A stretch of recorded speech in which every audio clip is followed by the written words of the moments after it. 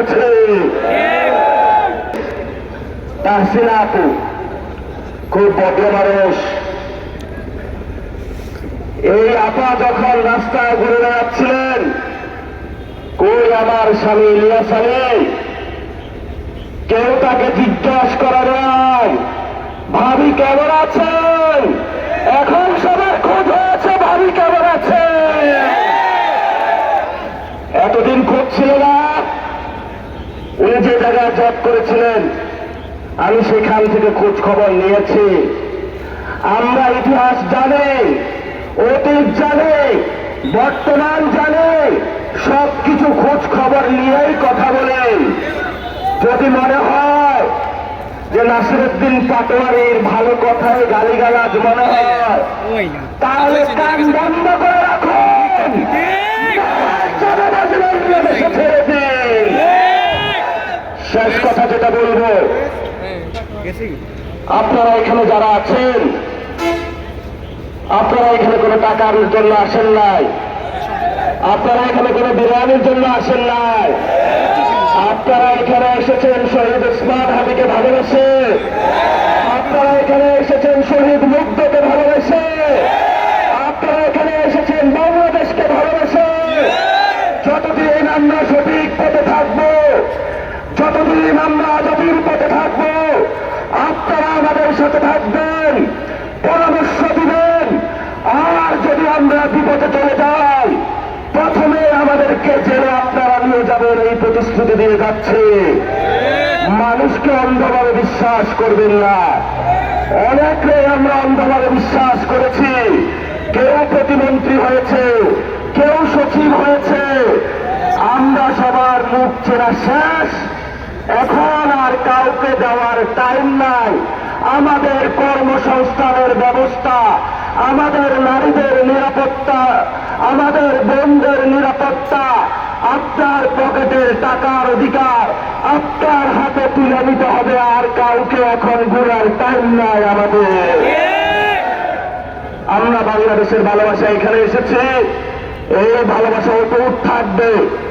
আমাদেরকে মারতে চেয়েছিল, বলেছে ওদেরকে মেরে ফেল। আমরা বলেছি গত 24 সালে 4 জনকে মেরেছ, 40 জন এসেছে, 40 জনকে মেরেছ।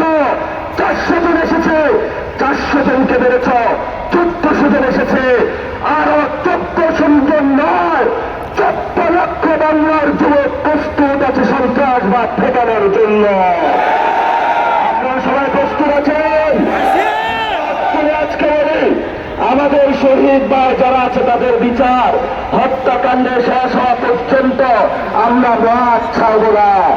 আমাদের যারা বীর পুরুষ হয়েছে শহীদ ওসমান হাদি ভাইয়ের হত্যাকাণ্ডের বিচার বুঝে পাওয়া পর্যন্ত আমরা মাঠ ছাড়ব না। আমরা বাংলাদেশে সংস্কার বাস্তবায়ন করা পর্যন্ত মাঠ ছাড়ব না। এই তরুণের রক্তের উপরে দাঁড়িয়ে বাংলাদেশ গঠন হয়েছে। আপনার সহযোদ্ধা ছিল, 1400 জন কবরে চলে গিয়েছে। আপনিও সেই কবরে ঘুমাইতে পারতেন। সেই কবর থেকে আপনার কাছে দায়িত্ব দিয়ে গিয়েছে, তুমি জীবিত আছো, বাংলাদেশের শহীদদের স্বপ্ন তুমি বাস্তবায়ন করবে। আর সেই স্বপ্ন বাস্তবায়ন করার জন্যই আমরা এখানে একসাথ হয়েছি।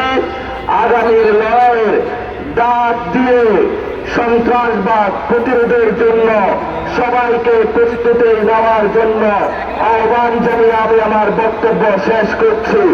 শেষের আগে একটি কথা, আগামী স্থানীয় নির্বাচনে সবাইকে বিএনপি ভোট দিবেন। ভোট দেওয়ার আর কোনো অপশন নাই। তাহলে আপনি বালা, ইলিয়াস ভাই বালা, কিন্তু গাউস ভাই কি ওটা জানেন আপনি? আরো এরকম অনেক জিনিস আছে। আপনারা ভালো মানুষ, আজকে এখানে আওয়ামী লীগ অনেক ডিস্টার্ব করার চেষ্টা চালাইছে।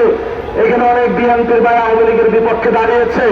তাহলে কানাইঘাটে বিএনপি থাকবে নাকি আওয়ামী লীগ থাকবে, বিএনপিকে সিদ্ধান্ত নিতে হবে। আমরা এনসিপির পক্ষ থেকে আজকে সিদ্ধান্ত নিলাম কানাইঘাটে আর কোনো আওয়ামী লীগ থাকবে না। সবাই পারবেন না আপনারা? কোনো খুনিদের কানাইঘাটে স্থান হবে না। বেশি উৎপাত শুরু করেছ, যদি উৎপাত করা হয় ওবায়দুল কাদের বলেছে 5 লক্ষ লোক পড়বে। আমরা এখনো তোমাদেরকে টাচ করি নাই। টাচ করা শুরু করলে কোনো কানাইঘাট না, বাংলাদেশের কোনো ঘাটায় আপনাদের স্থান পাওয়া যাবে না। আমরা ওই ভাইকে আপনাদের হাতে তুলে দিয়ে গেলাম। আগামী স্থানীয় নির্বাচনে ভাইকে বিপুল ভোটে আপনারা সবাই বিজয় করে সবাই আমাদের সাথে থাকবেন। আর আপনাকেও বলে গেলাম ভাই, কোনো অপরাধ করা যাবে না। খলিফা ওমর রাদিয়াল্লাহু তাআলা আনহুর মতো সব ঘরে ঘরে আপনি যাবেন, সবাইকে গিয়ে সেবা করবেন তাদের। যদি মন জয় করতে পারেন, আপনাকে এই মানুষ আপনার টাকা লাগবে না, ওনারা কেউ টাকা চায় না, ওনারা আপনার ভালোবাসা চায়, ভালোবাসা দিতে প্রস্তুত আছে। আপনি যদি তাদেরকে ভালোবাসার মন জয় করতে পারবেন, দেখবেন এমন বিপুল ভোটে জয় করাবে ইতিহাসে বাংলাদেশের কোন এমন চেয়ারম্যান হবে না যে আপনি যে ভোট পেয়েছেন। আপনি সেই কমিটমেন্ট নিয়ে এগিয়ে যান, ইনশাআল্লাহ মানুষ আপনার জন্য 12টা পর্যন্ত দাঁড়িয়ে আছে। আশা করি যে আপনিও কমিটমেন্ট রাখবেন, চাঁদাবাদ সন্ত্রাস দুর্নীতির বিরুদ্ধে আপনি একটা মূর্তিমান আতঙ্ক হয়ে উঠবেন ইনশাআল্লাহ ওসমানী নগরে। ঠিক আছে সবাই, আপনারা সবাই ওসমানী নগরের সূর্য সন্তান। জেনারেল আতাউর ওসমানী যেভাবে ছিল, আপনারাও সেভাবে ঐক্যবদ্ধ লড়াই করবেন। সবাই রাজি আছেন? ওসমানী নগরের সূর্য সন্তানেরা থাকলে বাংলাদেশের কেউ আসবে না, ভারতের কোনো কিছু লাগবে না। এক ইলিয়াস আলী ভারতকে ঢাকা দিয়েছিল, আপনারা তো অনেক লক্ষ ইলিয়াস আলী আছেন এখানে। সবাই সীমান্তে চলে যাবেন গ্যাঞ্জাম হলে, বিজেপির সাথে কাঁধে কাঁধ মিলিয়ে যা যা আছে সবকিছু নিয়ে ভারতকে প্রতিরোধ করতে হবে। বাংলাদেশের সীমান্ত, বাংলাদেশের সার্বভৌমত্ব রক্ষা করতে হবে।